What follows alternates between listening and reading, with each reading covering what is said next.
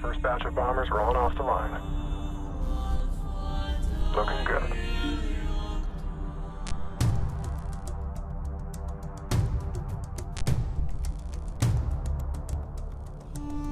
Homeworld 3 is a 3D strategy game set in space, but it's incredibly cinematically compelling. When we were first starting up on Homeworld 3, we were thinking, what are some of the coolest spectacles you can think of in the universe that you would want to play in or around? In essence, Homeworld 3 was really our original dream of Homeworld 2. The problem was, in the late 90s, early 2000s, the vision for Homeworld 3 was utterly impossible to make. Massive coronal sun ejections, massive battles in asteroid fields. Massive environments with these giant megaliths, you know, like gigantic Death Star-sized things that would create an interesting landscape for the player to move their units through. We had to wait 20 years before we could do that. So anyone who's interested in strategy or strategy-like games, we want to immerse basically anyone who loves science fiction.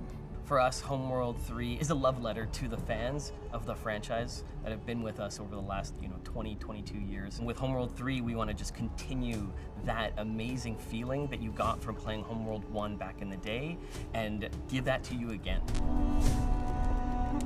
You can play Homeworld 3 at the pace that you want to play. Tactical pause are going to allow you to actually just pause the game 100%. We have a classic controls, which you'll know and love from Homeworld 2, and then we have our modern control scheme. And that one is built around FPS controls that you know and love from the games that you've played before. So MOBA players, RTS players from other games will be able to quickly understand, okay, if I want to go somewhere, I just click on this element here. Cinematic combat is such a huge pillar to the franchise. We want you to be able to get in there, find the coolest camera angle, and enjoy the spectacle. For anybody who's never played a Homeworld game, they'll be able to get right into the action.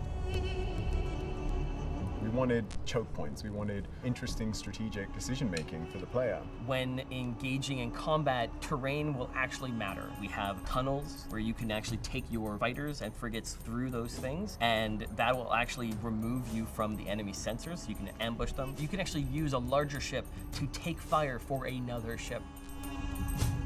So in Homeworld 3, we focused a lot on what wasn't already available for us within Unreal. We wanted to figure out the more distinct views that the game would have that separate Homeworld from any other game, which is mostly the skybox and the lighting to give that feel of being in space. When you go into a nebula, the ship understands how much coverage it has from that, which will affect the concept of fog of war in the game. We knew that we wanted persistent damage on the ships, and so then we focused on what that system would be like.